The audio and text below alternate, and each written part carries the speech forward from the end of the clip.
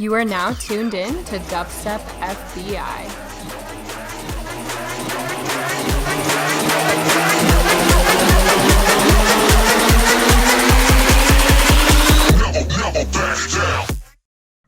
What is going on, everyone?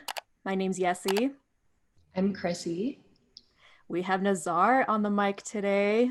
What's going on? What's good? How are you guys? Hey, thanks for being our guest. Of course, of course. So I could tell that you're out in a hotel. You're in New Mexico. Is that right? Yeah. In Ruidoso, New Mexico, skiing it up. Hell yeah. I mean, from November 30th, you announced that you were taking a break, right? To clear your head, and if you wouldn't mind sharing, we'd love to hear what your biggest takeaways were from this break. I just spent a lot of time kind of separating myself from like social media, going back to the roots of just sticking at home and watching YouTube videos and making music and being the bedroom kind of like creature that we all once were. So I just kind of got in touch with like an old version of me that was so much more like creative and so much more inspired. And like social media just bogs up your mind nowadays, like, so much going on at once. So it was good to like take a step back and just kind of relax and be able to look at things from a different perspective. Mm-hmm. Yeah, I totally agree. It's super easy to get caught up in all the social media hype, especially because with the pandemic, that's what everyone's doing now. Like there's literally nothing else to do. So I find myself on social media for like 4 or 5 hours a day. And I'm just like, man, I really did check Twitter 8 times in this hour, didn't I? Like, I mean, like so much information and we retain almost none of it. It's just kind of pointless scrolling. And then, we kind of sit back and we're like, what did I just spend 5 hours of my life doing? Could have done something so much more productive. Yep, exactly. Especially with all the Twitter drama that went down the other day with Carnage. oh Yikes. my gosh. Yeah. Look, I love Carnage to death. But I think in all reality, there's levels to how producers operate. And you get to a point where there's so much music being sent to you, you just don't want to listen to anything. And, you just kind of want to take a breather. And I think where a lot of the big guys are is where it's hard to discover new talent because the new talent has to be in their face. And a lot of us are underground, not getting much attention. So it's harder. It's a whole different world there when it comes to that. Yeah, and it's hard too because I feel like every year this scene starts to mold genres into new things. Like rhythm isn't the same thing that it was a couple years ago. Color base is emerging, and so maybe for an artist who really had their time like for 4 or 5 years ago, maybe it's hard for them too to kind of see how these new genres have been emerging. For sure, I definitely agree. I think if there's one thing that can be learned is like versatility is a beautiful thing. And I think a lot of artists have really like settled for what they're, creatively the best at, what's going to turn over the numbers for them instead of like taking risks and creating things that are like out of their realm. Which is something I really prided myself on doing from the beginning, was just never sticking to one kind of like area of music. Coincidentally, the dubstep was what kind of took off. But, even before that, I was making house music, trap music. So I think what's really important right now is just make whatever you want. So all my producers who are like sitting at home wondering what's the next big thing, it could be whatever. Just make whatever you're gonna make. Yeah, and I love to see the artists experimenting with new genres. Like I've been seeing a lot of dubstep artists say that they want to start making D&B lately, which that's so cool. You shouldn't feel like you're boxed in by this subgenre because that's what makes you go nuts to begin with. Yeah, agreed. And on top of that, I'm gonna take a slight step away from the dubstep scene this year too, if that wasn't already evident with the rebrand and stuff like that. But I think it's really important to just make whatever makes you happy,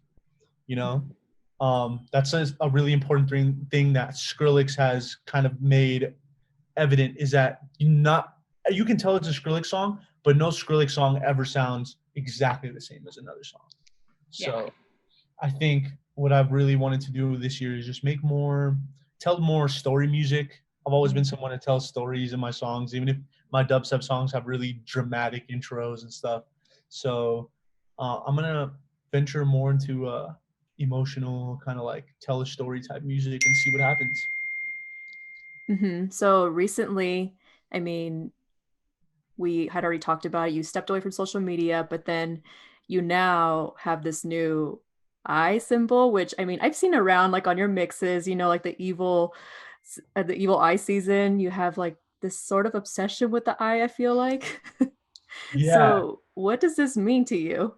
So, I mean, I guess the easiest way to explain this is the term Nazaar, right? Like the name Nazaar is the Urdu word for the evil eye. So the meaning Oh. of Nazaar is the evil eye, if you translate it to English. So Okay, um that makes a lot the, of the sense. whole eye concept is like, and everyone knows the evil eye to be like a symbol of protection. People wear the evil eye to stay protected from bad spirits, or even in other cultures, it's common to hang it up around Mhm. your house, or do other things with the evil eye. And so I kind of wanted to bring that into music and feel like this is a safe place for everyone, and we're gonna have Mhm. a journey to talk about on the way there. Yeah, that's super cool that you mentioned the background with your name, Nazar, because I was really curious. Like, a lot of your music does have that. It's like a Middle Eastern, like almost Egyptian type vibe to it. And I'm curious, like, how that relates to your roots and your culture. So I'm full blown Pakistani, both Okay. sides. And then when I was born, my mom took me overseas for a few years to kind of like sink in the culture and grow up there, so I could kind of never forget the roots that I came from while growing up here. It's really easy to get westernized when you're in the United States.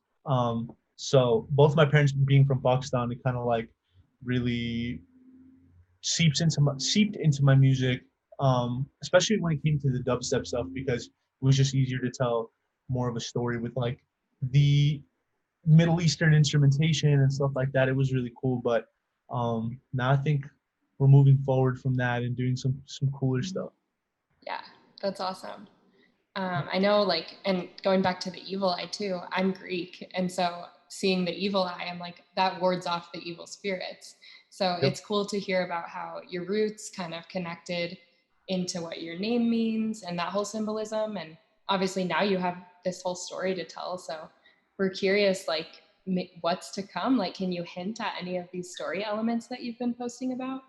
I think for the most part, it's gonna just kind of reflect the journey of like what I've gone through in the past few years. You know, being like an underground artist is like, it has its ups, it has its downs. You know, I'm sure any other artist can tell you, some days we feel like we're on top of the world, and other days we feel like the world doesn't even know us. Mm-hmm. Um, and there's a lot of things that come with that.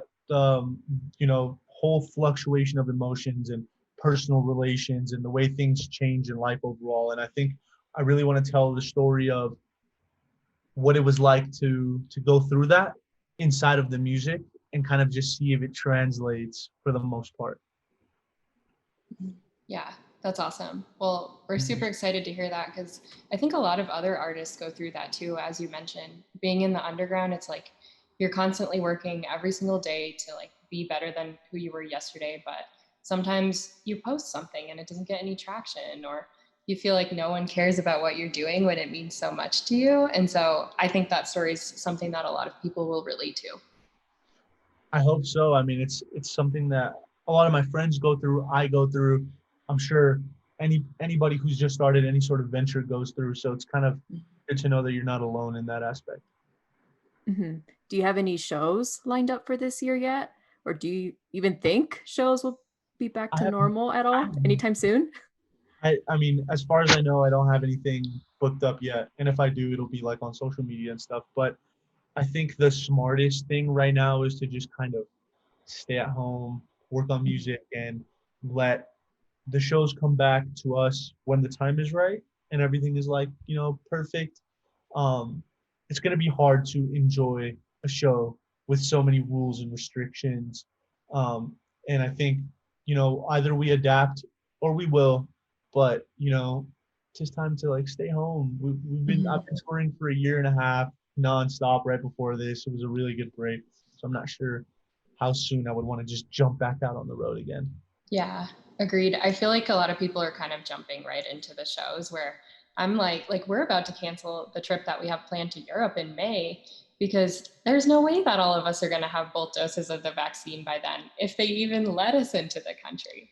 So I'm curious to see, like, shows will come back at the point when 80% of people have the vaccine, I think, which won't even probably be till next year. I think so too. I think so too. Think the way they're rolling out the vaccine seems strategic, Mhm. and I think for the most part, no one's gonna feel comfortable going to a show unless they know that at least a solid 50% of the people there are vaccinated, which you can't really account for in reality unless you start making people show proof, which I doubt Right. they want to do. So Mm-hmm. the smartest thing is to just stay home, play cool. A lot of artists are putting a lot of effort into the live streams. Mhm. Just although I know it's not the same, like the aura is not the same, the ambience and the delivery is not the same, but take some time to see what they're trying to convey to you inside of this live stream. And there's a whole new world changing for us in the entertainment industry. We have to adapt now, so it's going to be interesting to see what happens in the next few months.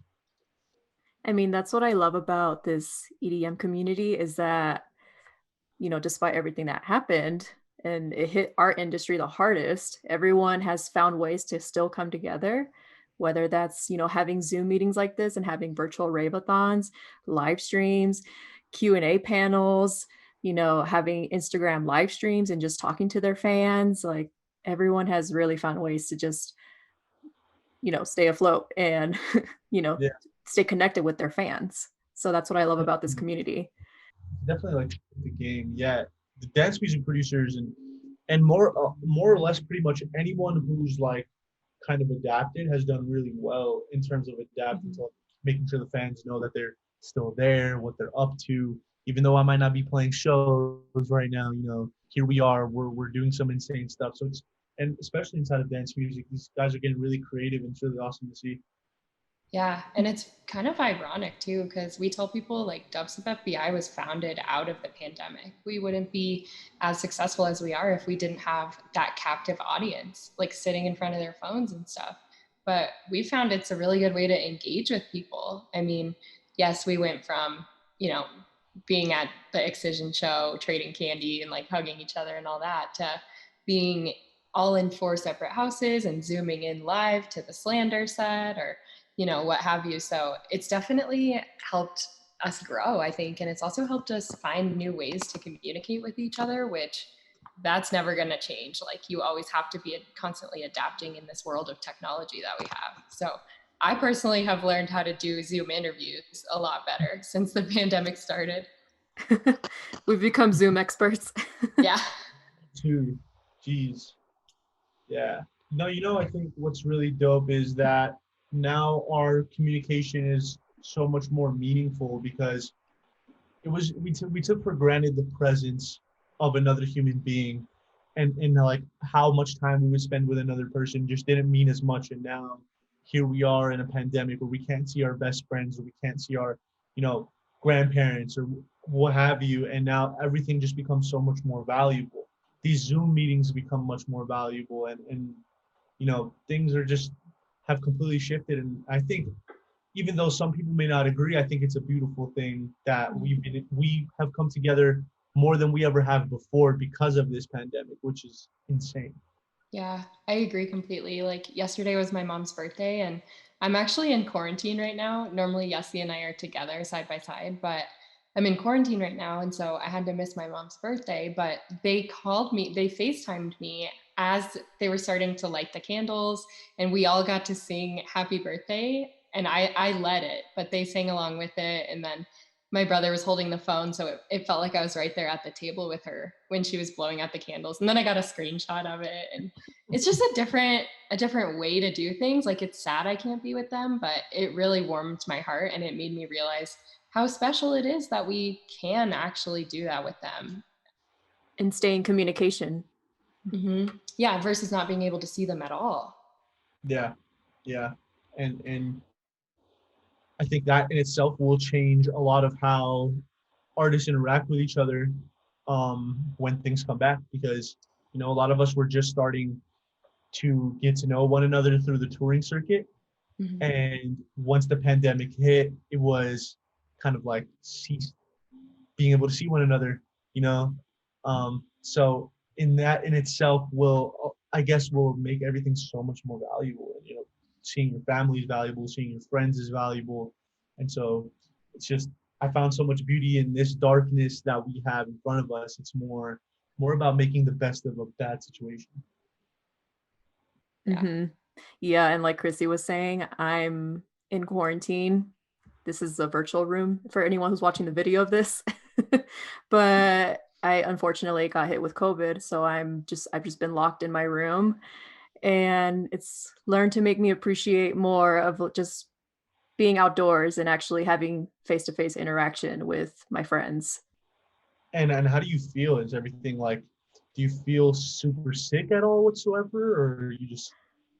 You know, I feel fine now, but when it was hitting me, it started off with a running nose, but I always have a runny nose because whoever lives in Colorado, it's super dry out here. I mean, the change of climate, some days it'll be super cold and it'll snow, and then the next day it'll be 75 degrees. So the constant change in climate, I always have a runny nose and a dry throat. So I didn't think much of it. And then one morning I just woke up and I had a major headache and I just felt like I got hit by a train.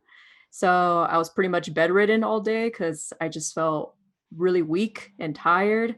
And I just immediately went and got tested, and the results came back positive. And when I got my results back, which was a couple days later, I couldn't taste or smell anything. So I would say that right now they're about 80% back. And I'm actually one of the lucky few people who actually get their senses back within a week, because I've talked to other people who have COVID and they don't get their senses back until like a month later, sometimes 6 months later. And I almost cried when you do a Google search and you're like, my senses are gone. Like, when am I going to be able to taste and smell my food again? And it said like it could take up to 6 months. And I was like, oh my God. Like, I almost had an emotional breakdown. And I was like texting Chrissy, like, have you lost your sense of taste and smell? And she surprisingly tested negative. I think I'm immune to COVID. My boyfriend tested positive. Yes, he tested positive. Our other best friend, Joe, tested positive. And then I think that's it. But we all were together that weekend. And I was just like, how? Yeah, and it's just our group. Like, we hang out, just the four of us. We don't really socialize with other people. That's like our little bubble. But Chrissy's boyfriend works in public schools, so we think that he was exposed there, or maybe, I don't know. We don't know, but at least we were able to track it. Are the Colorado public schools open? Yeah. So the elementary schools here are the only schools that are actually open right now. And he works IT for Denver Public Schools. And so he has to go from three schools every week that he serves. And that's so scary because like these little kids are just running around and they're like swapping spit and doing what kids do. And yeah, so That's like the breeding grounds for COVID right there for children. Wow. I know. It's just hard because you can't really teach kids remotely. Like, you give a 6-year-old a Chromebook and they're going to pull the keys off of it. They're not going to learn math. So Yeah. that's why. Yeah. Or they're going to want to listen to cartoons or whatnot. Yeah. I can't even imagine being a parent right now and trying to work from home and then also try and homeschool my kid. Props to parents right now during COVID, because I don't know how I could do that. I can barely even take care of myself. I can barely even work from home. Let's be honest. That's crazy. Yeah, I haven't even thought about it that way. And that's, imagine having a 4-year-old at home trying to learn, what do 4-year-olds learn? Addition, subtraction, like, it's going to be a pain to get that Yeah. through. Yeah. I And don't then know. you having to take responsibility and do it yourself now. And a lot of parents are out of work too, which is crazy. I know Yeah. I'm from El Paso. Well, I live in El Paso, which is like right on the border of Mexico, and then 45-minute drive from where I grew up in Las Cruces, New Mexico. And then, so this whole like area is like, it's not the most affluent area in the world. Mhm. So, seeing a lot of families kind of just like struggle during this whole time just makes me wonder how much harder it's going to be when we are out of here, because the job market is going to be extremely competitive. And, who knows, employment might shoot through the roof. But as employment goes up, the job market gets harder. So it's like, you know, finding a way to adapt, and that also carries on into touring too. Into like for Mhm. artists, a lot of artists haven't gone a year, two, or some have even gone 2 years without playing the show. And so, what are the rates going to be like when this is all over? What are we going to see? And are our Mhm. ticket prices going to get jacked up 6, 7 times? We never know. It's one of those things where we're walking blind and kind of trying to figure out what's going to happen after all this. Yeah, I mean, I've heard so many different theories, but I think like people will probably be desperate to start booking shows. Like once it's safe to start booking shows, I'd imagine that the promoters are just going to be like, get in here, you know? Yeah, So I hope it leads to discounted rates, but I know that the discounted rates would also mean that they're leaving money on the table when they actually probably need it to recover. right. Because I mean, even a couple of venues here in Denver went under during the pandemic. And so it's just sad. It's like, what's going to be left when we do get out of this next year? It's Mhm. a real question, and like the real crime is that we can't live correctly off of our art. We have to live Mhm. off of the performance of our art. So, the Right. royalty rates and the stuff like that. And this is stuff that more like, I guess, the folks in my size range who are in Mhm. my up and coming range right now we got hit the hardest with this, because, right before this pandemic, I had like 700,000 monthly streams, and Mhm. like, you know, everything was going well. And the pandemic hits, everything surges, but the Spotify cuts their rate. People are starting to like, you know, not make as much as they used to before, and all of us have rent and bills and other things to do. And so it's like, the real question is what can we really do to change the way artists are getting compensated for what we do. Yeah. And when I heard about the Spotify rate change, I saw this thing that said, stop making creators create for free. Like artists, yes, they create beautiful art and it's there for you to enjoy. And a lot of people take it for granted, but that's their way of making a living. And the fact that like artists in that range that you just mentioned, like leading up to 1 million monthlies, like a lot of times you're spending so much time and so many hours creating that art for everyone that, when those rates do get cut, you can't make bills, or, you find yourself like struggling because it's hard to maintain a full-time job on top of being an artist. So I totally get that. Like, stop making artists create for free. And the crazy part is, I think, and a lot of what the fans don't know is that like going into making a song costs money, because you have to have vocalists, or that vocalist is going to pay an engineer, and that engineer is going to mix down the song, and then he's going to send it to someone to pitch correct it, and then you come back and you're going to do all the mixing and mastering, but oh, you need this plugin, that's $60. Here's this other plugin, that's $80. Or and expansions, and this making music costs money, and if we're not making any, the quality just won't be the same anymore. So that was one thing that me in the beginning of the pandemic was just to start an idea of how I was going to like strategically save money when I wasn't touring, you know, and big time, big time, you know.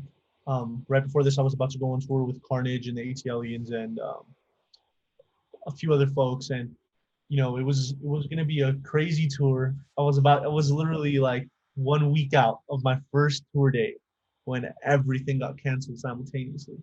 And I sat back thinking, oh, I have nothing booked. I have nothing I can possibly play. I have songs that are streaming really well, but it's what can we do to adapt?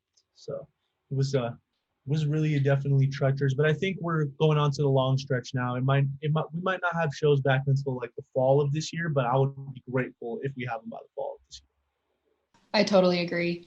Um, so you've told us what your plans are for this year. You're kind of just laying low, you're finding yourself again. I want to ask about last year because you released a song called Imperial with Pixel Terror. And I'm curious what the process was like from start to finish working with those guys.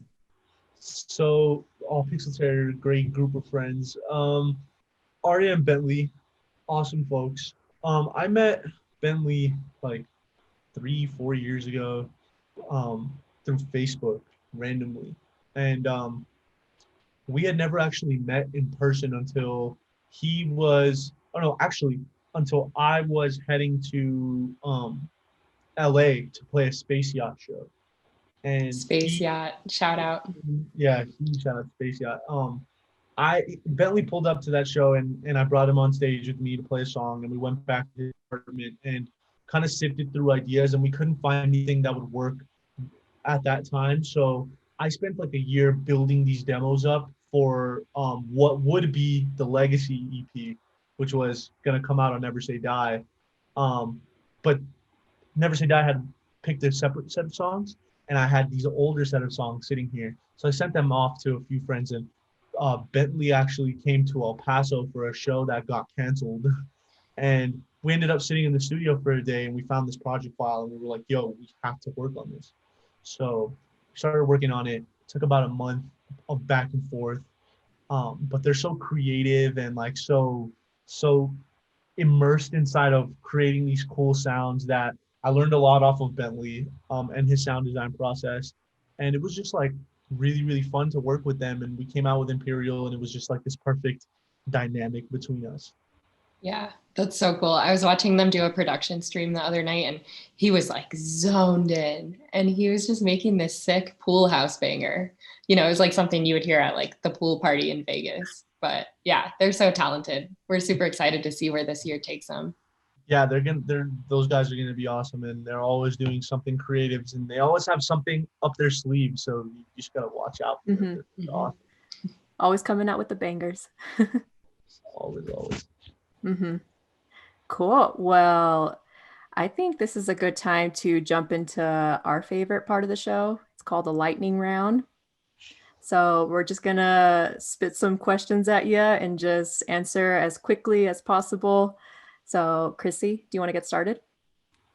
Yep, I'll get started. When is your next release?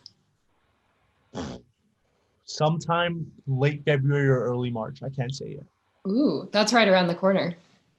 Mm-hmm. Oh, can't wait, especially because you said that you're stepping away from dubstep. So, that'll be interesting. Will be. All right.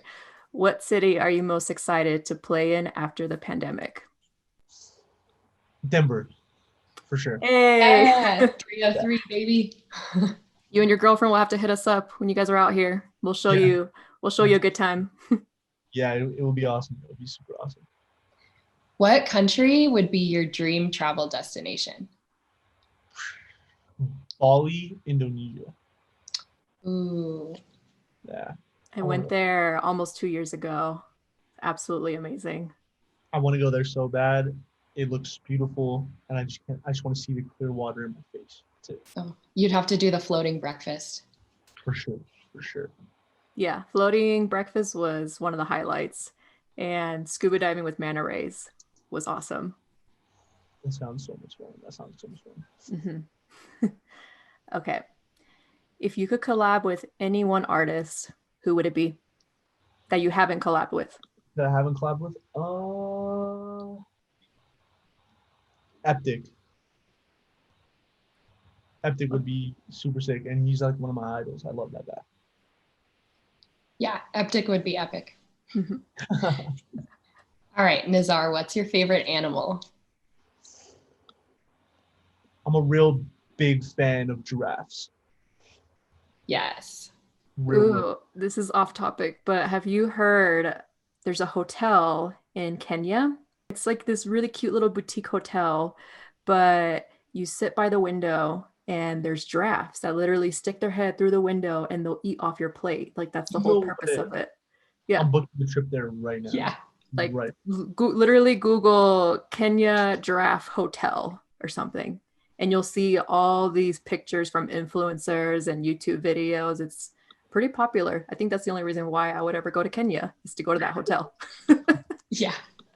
Anyways, all right. SoundCloud or Spotify? Spotify for sure. Mhm. Just better overall. Yeah. SoundCloud's kind of like a pit, but hey, sometimes there's really good music on it. Find some gems. Yeah. Last question for you. Who are your producer best friends? Heckler, Glades, Akuma, Lizdek, Felmax, Gatelians, so many more that I know are going to be so mad at me that I'm not saying their name right now. Anyone that I follow on Instagram and or Twitter are my producer best friends. Love y'all. There you go. Catch all. Love to see it. Well, Nazar, do you have anything else that you'd like to say to everyone who's listening? Stick around. It's going to get really interesting this year. I'm going to do some really weird, cool stuff, and I hope that you guys are going to enjoy it. Yes. Super excited to see where this year takes you, and we will be keeping an eye out for your release at the end of the month or maybe early next month. So yes, super hyped. I can't wait.